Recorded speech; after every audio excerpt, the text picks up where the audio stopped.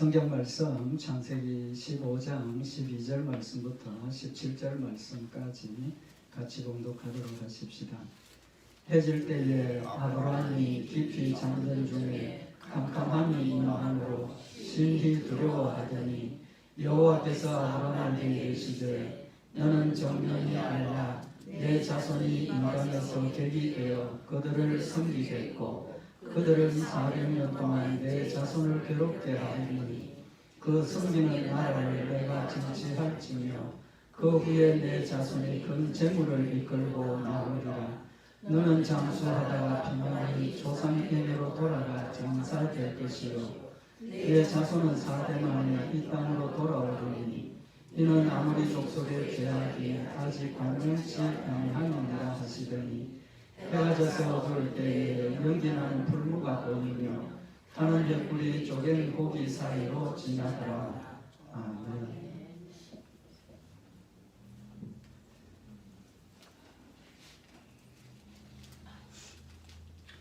우리 창세기 15장에 있는 말씀은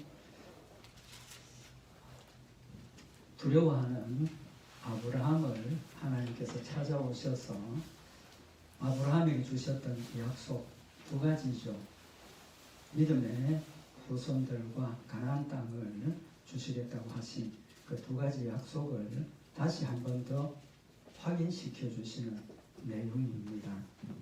여기 창세기 15장 1절에 보면 아브라함이 창세기 15장 1절에 보면 이후에 여호와의 말씀이 이상 중에 아브라함에게 임하여 가라사대 아브라함아 두려워 말라 나는 너의 방패요 너의 지극히 큰 상급이니라. 여기 하나님께서 갑자기 찾아오셨죠. 찾아오셔서 아브라함아 두려워하지 말라. 그러니까 아브라함이 두려워하고 있는 겁니다. 그 설명은 다음에 또 드리도록 하고 두려워하고 있습니다. 하나님께서 찾아오셔서 나는 너의 방패다. 그 말은 무슨 말입니까? 하나님께서 보호하신다는 거죠. 방패가 되어서 보호하신다는 겁니다. 그걸 두려워하지 말라는 겁니다. 그 다음에 너의 지극히 큰 상급이다 라고 말씀을 하셨습니다. 축복이라는 거죠. 하나님 자체가 아브라함의 축복이라는 거죠. 마찬가지입니다. 하나님 여러분과 저에게도 방패가 되시고 우리의 상급이 되시는 하나님이십니다. 하나님께서 그의 두려움을 극복할 수 있도록 내가 너와 함께 하고 있다. 내가 너에게 큰 축복을 주시는 그런 분이 다라고 알려주신 겁니다. 그러니까 아브라함이 어떻게 태도를 보입니까? 두려워하다가 하나님께서 내가 너의 방패다, 내가 너의 상급이다 이러면 하나님 감사합니다. 나 이렇게 두려워했는데 하나님 나의 방패가 되심을 내가 깨닫지 못했습니다. 깨닫게 해주시니 너무 감사합니다. 믿음의 조상 아브라함이니까 그렇게 했어야 된다는 거죠. 그런데 어떻게 했습니까? 2절에 보면 아브라함이 가로되 주 여호와여 무엇을 내게 주시려나이까? 하나님 내가 너의 상급이다. 그렇게 말씀을 하셨는데 그것도 지극히 큰 상급이다 라고 말씀을 하셨는데 아브라함의 대답이 하나님 나는 지금 무엇을 내게 주시겠습니까? 난 지금 무자합니다. 아들이 없다는 거죠. 후손이 없다는 겁니다. 하나님께서 약속하신 아들이 없다는 거죠. 그럼 무슨 말입니까? 아니 하나님 나의 상급이라고 하셨는데 나 지금 내 몸에서나 내 후손도 하나 없습니다. 우리 집에 있는 종이 내 후손이 됩니다. 이렇게 지금 대답을 하고 있는 겁니다. 하나님 어떻게 했습니까? 화가 나시겠죠. 근데 하나님께서 그렇게 꾸중하시지 않고 아브라함을 데리고 어디로 나갑니까? 밖에 나가서 거기 보면 4절에 하나님께서 그 사람은 너의 후사가 아니다. 네 몸에서 날 자가 네 후사가 된다. 하나님께서 주신 약속을 다시 한 번 더 확인시켜 주시는 거죠. 네 몸에서 반드시 아들이 난다는 겁니다. 그러면서 하늘의 별을 보라. 그렇게 많은 후손들이 날 것이다. 그 아브라함이 어떻게 받았습니까? 그 6절에 보면 아브라함이 여호와를 믿으니 여호와께서 이를 그의 의로 여기셨다. 못 믿었지만 하나님께서 다시 한번 말씀을 하시니까 믿음으로 받아들인 겁니다. 용서하신 거죠. 왜? 의로 여겼다 그랬으니까. 그 믿음을 의로 여기셨다 그랬으니까 용서하셨습니다. 그리고 하나님께서 이어서 뭐라고 말씀하십니까? 내가 이 땅을 너에게 주어서 업으로 너의 기업으로 삼도록 하기 위해서 너를 갈대아 우르에서 이끌어내었다. 그러니까 자손의 축복을 믿음으로 받아들였으니까 여기는 또 어떻게 해야 되겠습니까? 믿음의 조상이니까 아멘 하나님 감사합니다. 이 땅을 나에게 주시니 감사합니다. 그래야 되는데 뭐라고 이야기를 합니까? 8절에 보면 그가 가로되 주 여호와여 내가 이 땅을 업으로 삼을 줄을 무엇으로 알리까? 하나님 이 땅 나에게 주신다고 했는데 고향에서 이까지 데리고 오셨는데 이 땅을 주신다 하는데 하나님 뭘로 믿을까요? 뭘로 믿을까요? 하나님 마음이 어떻겠습니까? 근데 하나님께서 뭐라고 그러십니까? 9절에 보면 여호와께서 나를 위하여 3년 된 암소, 3년 된 암염소, 3년 된 수양, 산비둘기, 짖부들기 새끼를 취해라. 그 아브라함이 하나님 말씀하시는 대로 그 짐승들을 잡아가지고 성경에 보면 둘로 쪼갰다 그랬습니다. 둘로 쪼개가지고 10절에 보면 중간을 둘로 쪼개고 그 쪼갠 것을 마주 대놓았다. 이해가 되시죠? 짐승을 중간에 딱 잘라가지고 한쪽은 이쪽, 한쪽은 이쪽 이렇게 마주 대놓았다는 겁니다. 근데 새는 쪼개지 않았다. 그래서 11절에 보면 솔개가 그 사체 위에 내릴 때는 아브라함이 쫓았더라. 하나님께서 명령하신 대로 짐승을 둘로 쪼개서 놓고 새도 얹어놓고 이제 하나님의 역사를 기다리고 있는데 나타나시지 않고 뭐가 나타납니까? 솔개가 와서 그걸 자꾸 쪼아 먹으려고 덤비니까 그걸 지금 쫓고 있는 겁니다. 이제 그 다음에 이제 12절부터 우리 오늘 같이 봉독한 말씀의 내용입니다. 그 쫓고 있는데 해질 때 아브라함이 깊이 잠든 중에 캄캄함이 임함으로 심히 두려워하더니 여호와께서 아브라함에게 이르시되 너는 정령이 알라 내 자손이 이방에서 계기되어 그들을 섬기겠고 그들은 400년 동안 네 자손을 괴롭게 한다. 이건 지금 무슨 내용입니까? 하나님께서 가나안 땅을 너와 네 후손들에게 유업으로 주시겠다 하셨던 그 약속이 앞으로 구체적으로 어떻게 이루어질 것인가 하는 것을 미리 예언하시는 거죠. 그렇죠? 400년 동안 너 후손들이 고향을 떠나서 이방에 가겠고 400년 동안 뭐 하다가 종살이 하다가 다시 돌아온다. 그 이루어졌습니까? 안 이루어졌습니까? 이루어졌죠. 어떻게 이루어졌습니까? 아브라함의 후손 요셉이 애굽의 총리 대신이 되고 그래서 야곱이 온 가족이 애굽으로 이주를 하게 됩니다. 이주를 하고 출애굽기에 보면 400년 만에 하나님께서 약속하신 400년 만에 하나님께서 모세를 보내셔서 이스라엘 백성들을 거기서 나오게 하시고 가나안 땅에 들어가게 하신 겁니다. 하나님께서 자신이 하실 일을 아브라함에게 미리 가르쳐 주시는 거예요. 왜 가르쳐 주십니까? 못 믿겠다 하니까. 그래, 그럼 큰 틀만 이야기하시는 게 아니고 구체적으로 앞으로 내가 이런 계획을 가지고 있다라는 걸 지금 말씀을 하시는 겁니다. 뭐 하라고? 믿으라고. 야, 내가 그냥 그 소리 하는 거 아니다. 나는 이런 계획을 가지고 있으니까 이 말을, 이 약속을 믿으라고 지금 말씀을 하시는 겁니다. 하나님 어떤 하나님이십니까? 믿음의 조상이라고 하는 아브라함조차도 하나님께서 말씀하시는데 하나님 뭐가 내한테 상급입니까? 뭘로 믿을까요? 인간적으로 생각을 하면 꿀밤이라도 하나 딱 때리고 싶을 텐데 하나님 그렇게 아니하시고 짐승을 취해라. 그리고 구체적으로 앞으로 될 일을 말씀을 하시는 겁니다. 그런데 오늘 여기 하나님께서 아브라함에게 짐승을 취해라 하셨고 아브라함이 짐승을 둘로 쪼개서 마주 놓았습니다. 그 의미가 뭐겠습니까? 그 의미는 제사가 아닙니다. 제사가 아니라. 왜냐하면 성경에 이미 하나님께서 아브라함에게 이삭을 드리라 할 때 뭐라고 그랬습니까? 이삭을 번제로 드리라. 하나님 앞에 제사로 제물로 드리라 그랬거든요. 근데 여기서는 제물이라는 이야기를 안 하십니다. 그냥 취해서 하나님을 위해서 취하라 그랬어요. 이 의미가 뭐냐 하면 우리 요새 중요한 거래를 할 때 뭐 합니까? 쌍방에 계약서 쓰지 않습니까? 계약서를 써야 법적인 효력이 있습니다. 그죠? 그냥 말로 해놓으면 나중에 나 그런 말 안 했다. 뭐 이렇게 글로 써도 번복을 하는데 그런 게 있죠. 이때 당시는 그런 문서나 글쓰는 그런 게 없기 때문에 지금 이 짐승을 둘로 쪼개고 마주대해 놓는다 하는 것은 제사가 아니라 계약의식입니다. 계약의식.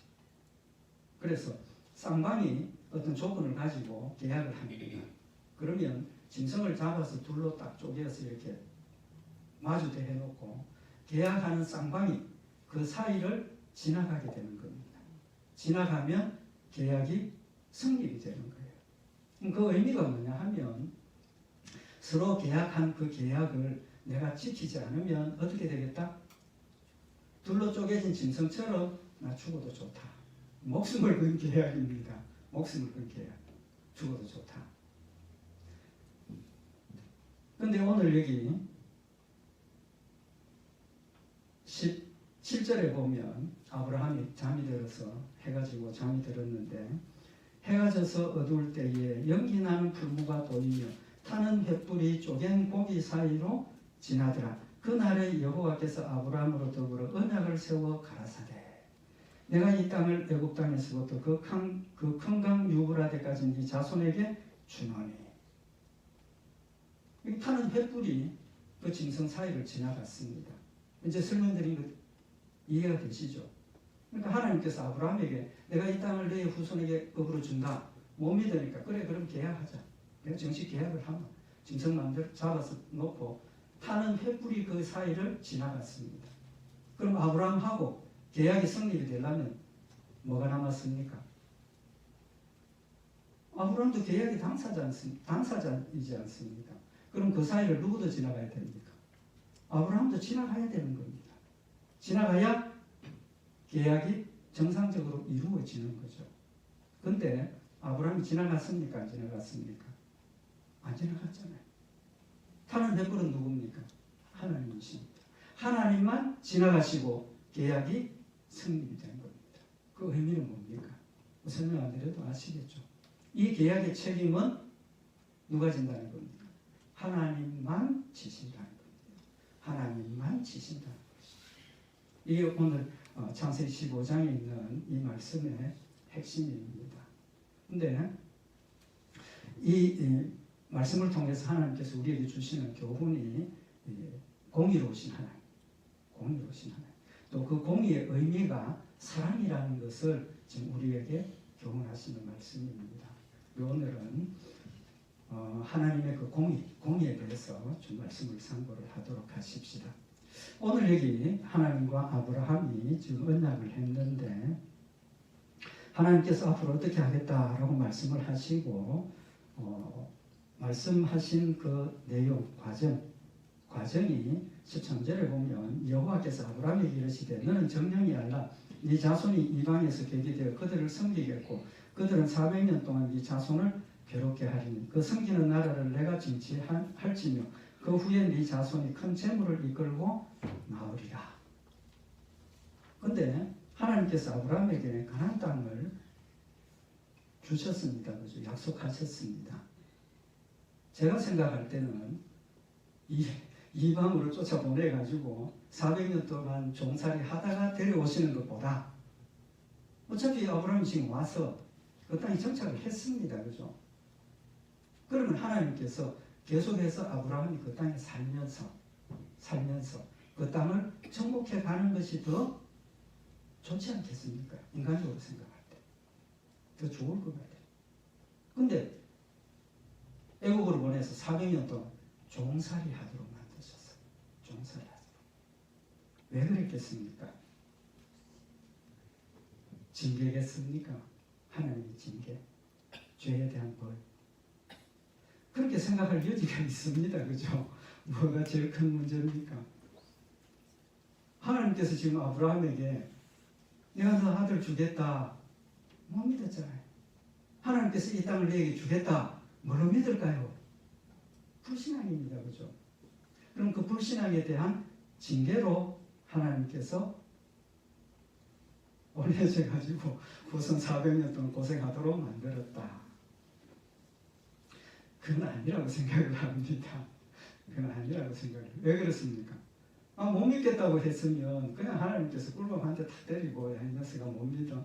봐라 내가 이렇게 보여주면 안 믿으나. 뭐 그 정도 하셔서도 되는데 그 자손들 400년 동안이나 고생할 그건 아니라고 생각을 합니다. 또 한 가지는 오늘 좀 전에 말씀드린 것처럼 짐승을 둘로 쪼개가지고 마주 놓았는데 새는 어떻게 했다 그랬습니까? 새는 쪼개지 않고 그냥 두었다 그랬습니다. 그 짐승을 잡아서 쪼개서 드려야 되는데 이거 안 쪼갰으니까 그 제사드리는 제사가 아니지만 방법이 틀렸지 않느냐 그런 우리가 생각을 해볼 수 있는데 그것도 아닙니다. 왜 그러냐 하면 뒤에 이제 율법을 주시면서 제사의 법을 하나님께서 주시는데 새는 쪼개지 말라 그랬습니다. 그리고 여기 1장 17절에 보면 또 그 날개 자리에서 그 몸을 찢 때 아주 찢지 말고 제사장이 그것을 단 윗불 위에 나무 위에 살라 번제로 삼으라. 새를 둘로 완전히 쪼개지 말고 그냥 이렇게 해서 태우라는 겁니다. 그러니까 이것도 죄는 아니죠, 그죠? 그러면 뭐가 또 죄라고 생각이 되십니까? 잠든 것. 잠들었잖아요. 오늘 여기 보면 12절 해질 때 아브라함이 깊이 잠든 중에 지금 하나님하고 계약의식을 맺는데 정신 똑바로 차리고 깨어서 하나님이 오실 때까지 기다리고 있어야 되는 거 아니겠습니까? 왜 기도하다가 잠들 때 있습니까? 없습니까? 기도하다가 잠들 때 있습니다. 그죠? 잠들면 잘못했다. 그것 때문에 하나님께서 벌을 주셨겠느냐는 겁니다. 아니죠. 아닙니다. 왜 아닙니까? 지금 언제부터 시작됐는지는 모르지만 지금 12절에 해질 때 아브라함이 잠들었습니다. 그 시간에 우리가 뭐 하는 시간입니까? 잠자는 시간이잖아요. 잠자는 시간. 더구나 계속 지금 준비해놓고 솔개가 내리는 계속 솔개를 쫓아서 정신 바짝 차리고 막 쫓아서 얼마나 피곤하겠습니까? 얼마나 피곤하겠습니까? 그러니까 해가 지니까 잠드는 것이 정상이라는 거죠. 정상이라는 거예요. 결론은 죄에 대한 벌이 아니라는 겁니다. 죄에 대한 벌이 아니에요. 이유가 뭡니까? 아브라함이 잠든 이유는 하나님께서 아브라함에게 하나님의 뜻을 계시하시는 하나의 방법입니다. 하나님께서 선지자들에게 계시해 주실 때 뭐를 통해서 계시해 주셨습니까? 꿈을 통해서 뭐 환상을 통해서 그런 상태에서 계시해 주신 겁니다. 그러니까 지금 아브라함이 잠든 것은 뭐 때문입니까? 하나님의 뜻을 알려주시기 위해서. 또 우리가 한 가지 기억할 게 뭐냐 하면 하나님께서 아담과 하와를 만드셨는데 아담을 만드시고 하와를 만들 때 어떻게 하셨습니까? 그냥 갈비뼈 쏙 빼낼 수 없지 않습니까? 뼈가 있는데 성경에 보면 다 잘 아시는 것처럼 창세기 2장 21절에 여호와 하나님이 아담을 깊이 잠들게 하시니 잠들매 그가 그 갈비뼈 하나를 취하여 살로 대신 채우시고 하나님께서 하와를 만드실 때 아담을 참 푹 들게 하시고 통증 못 느끼게 하시고 그 다음에 그 갈비뼈 꺼내시고 하와를 만들어 주셨어요. 이런 하나님이십니다. 그러면 아담이 아니고 지금 아브라함이 잠들었다고 하나님께서 오심하신 게 아니라 그래서 다니엘서 8장 17절에 보면 그가 나의 선 곳으로 나왔는데 그 나올 때에 내가 두려워서 얼굴을 땅에 대고 엎드리며 그가 내게 이르되 이제 깨달아 알라 이 이상은 정한 때 끝에 관한 것이니라. 하나님께서 다니엘에게 환상을 통해서 계시해 주시는데 그가 내게 말할 때에 내가 얼굴을 땅에 대고 엎드려 깊이 잠들며 그가 나를 어루만져 일으켜 세우며 하나님의 계시를 알려주셨다. 그러니까 잠든다는 것은 하나님께서 자신의 계시를 알려주시기 위해서 잠들게 하신 겁니다. 결론적으로 의심하고 했던 아브라함을 하나님께서 책망하시고 징계하셔서 아브라함도 아니고 자손들에게 400년 동안 고생하도록 벌을 내리신 것이 아니고 결론이 뭡니까? 하나님의 뜻을 알려주시기 위해서 잠들게 하셨다라는 결론입니다. 그러면 아브라함의 후손이 이방에 객이 되어서 400년 동안 종살이한 이유가 뭡니까? 우리 인간적인 입장에서, 우리 인간적인 기준에서 보면 그건 벌이라고 볼 수밖에 없지 않습니까? 그죠? 벌이라고 볼 수밖에 없는 겁니다. 근데 벌이 아닙니다. 벌이 아닙니다.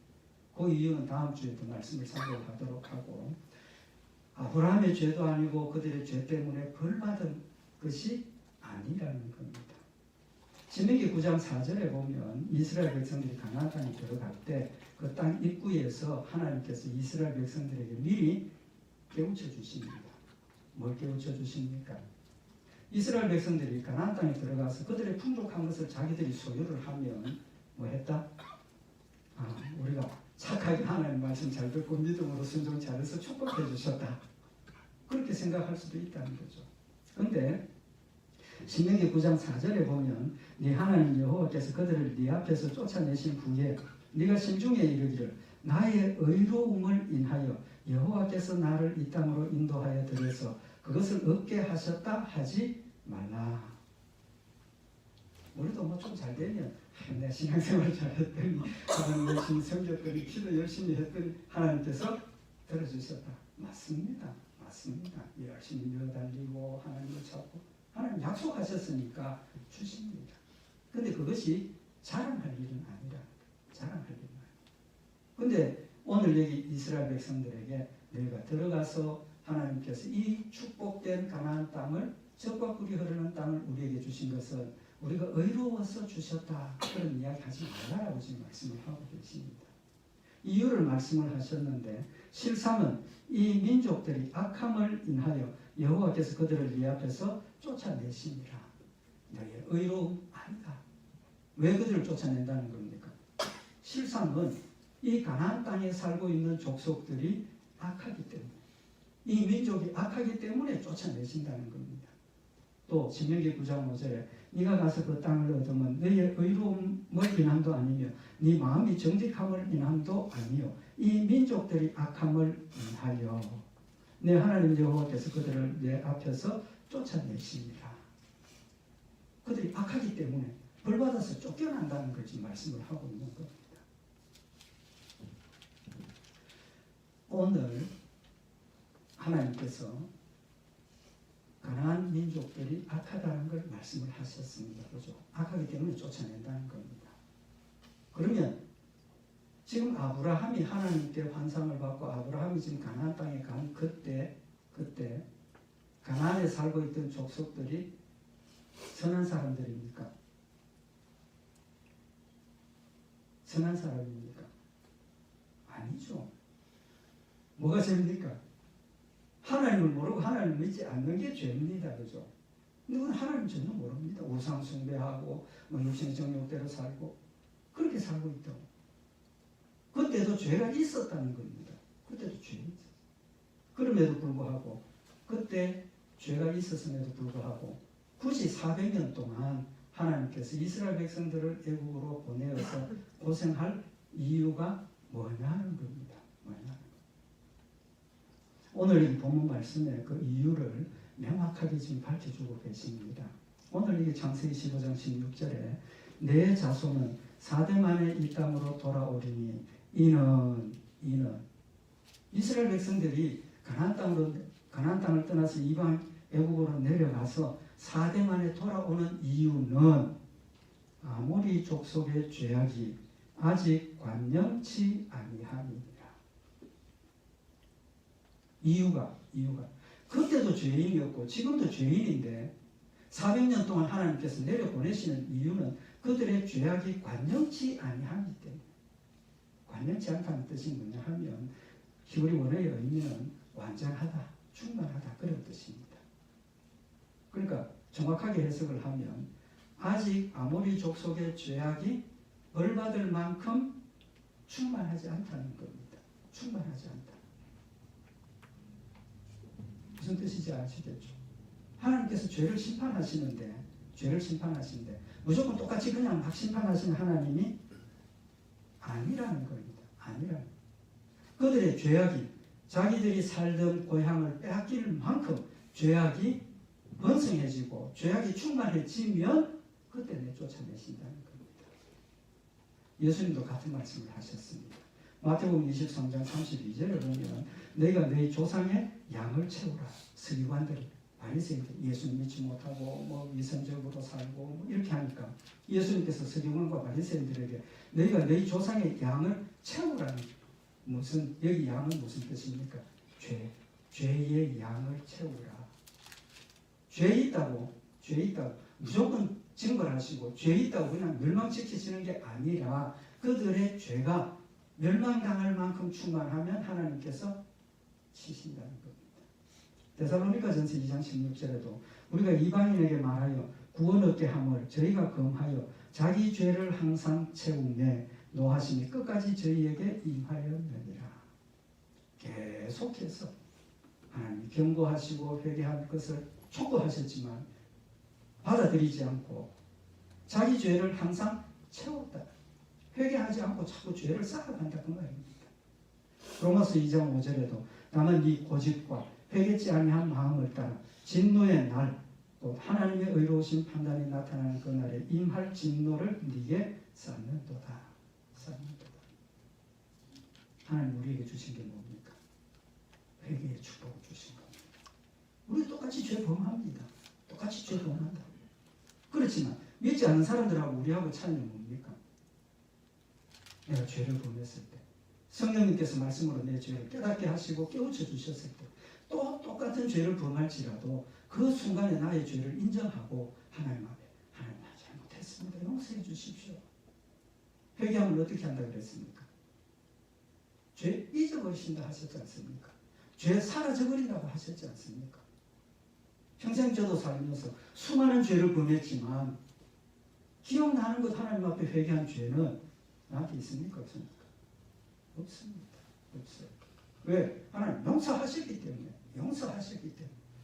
우리는 쌓아가는 게 아니라 회개하고 자꾸 제거해 나가는 겁니다.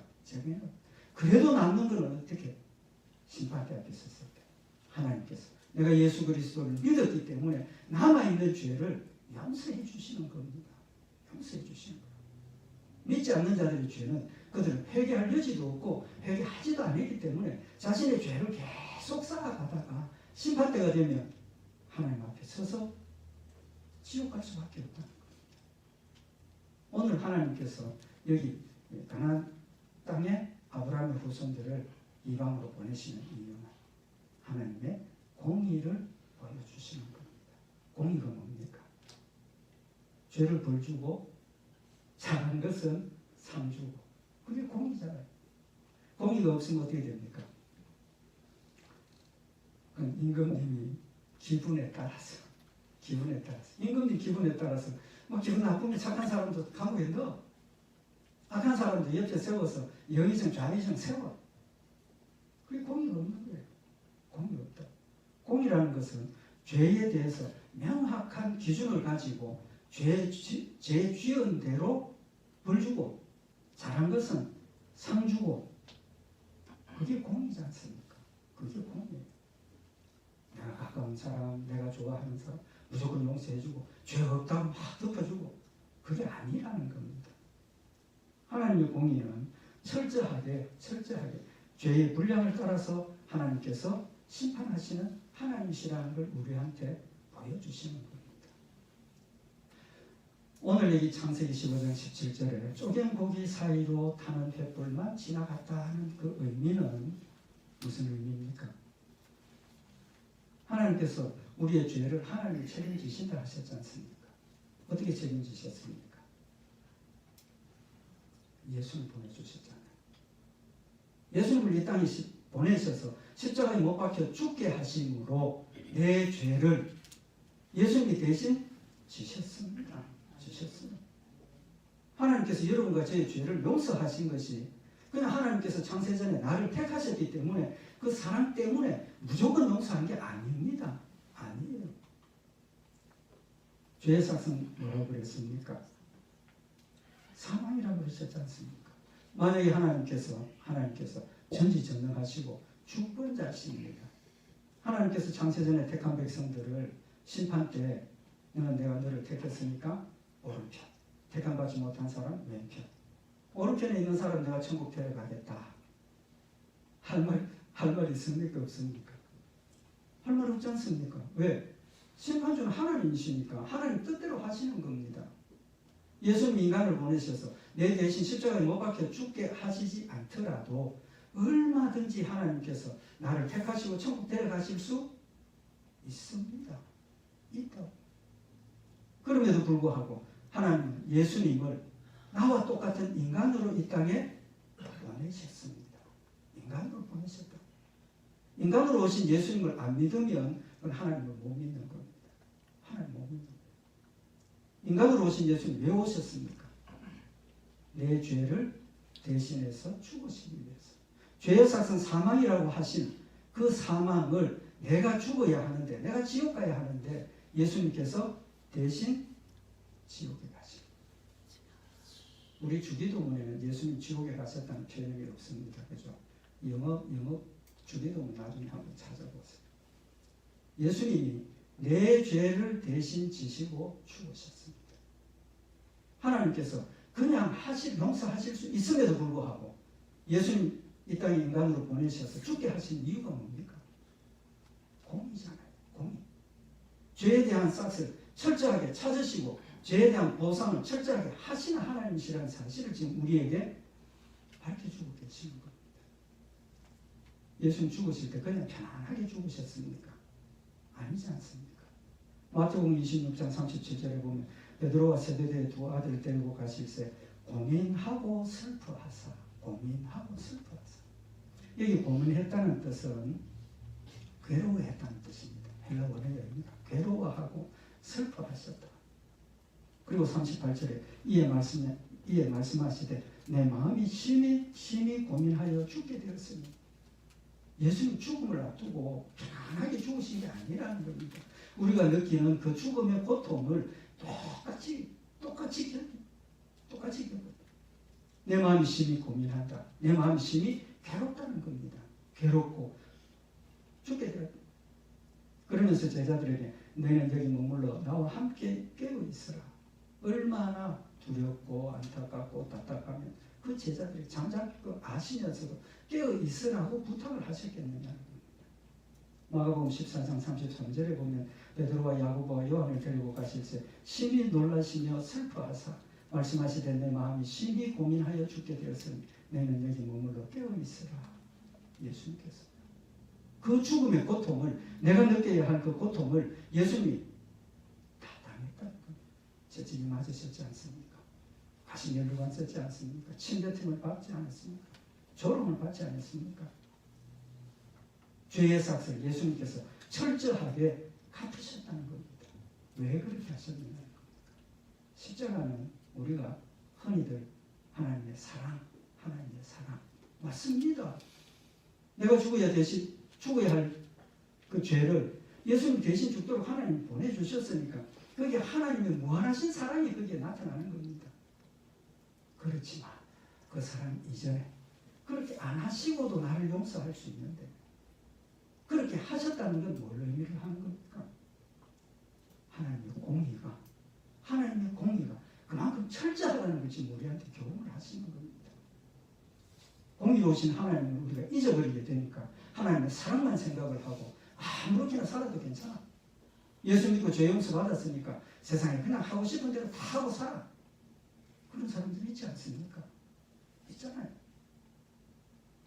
하나님 주신 은혜와 사랑이 이런 철저한 공의의 과정을 거쳤기 때문에 그 사랑이 정말 귀하고 아름다운 사랑이라는 겁니다.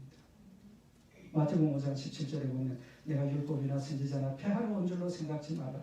폐하러 온 것이 아니요 온전케 하려 함이로다. 예수님께서 율법을 온전케 하시기 위해서. 여기 온전케 한다는 뜻이 뭡니까? 율법의 요구가 뭡니까?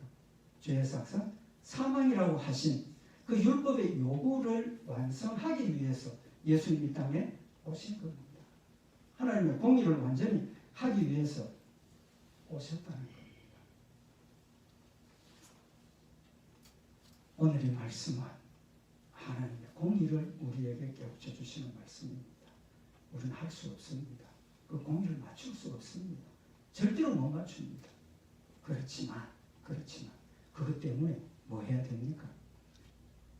철저히 지키려고 노력해야 된다는 겁니다.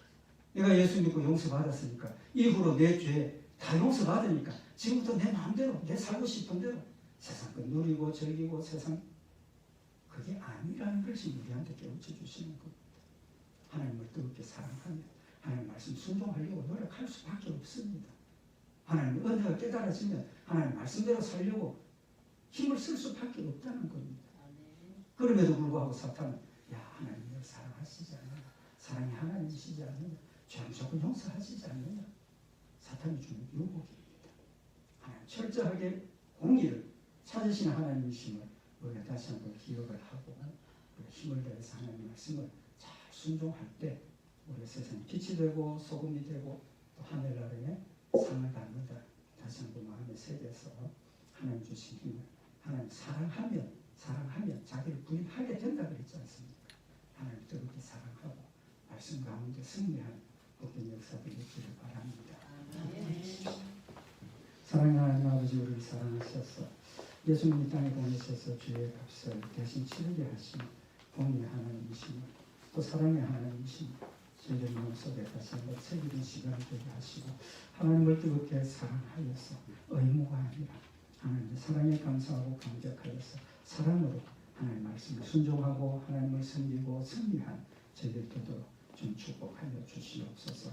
우리 주 예수 그리스도의 이름으로 기도드리옵나이다. 아멘.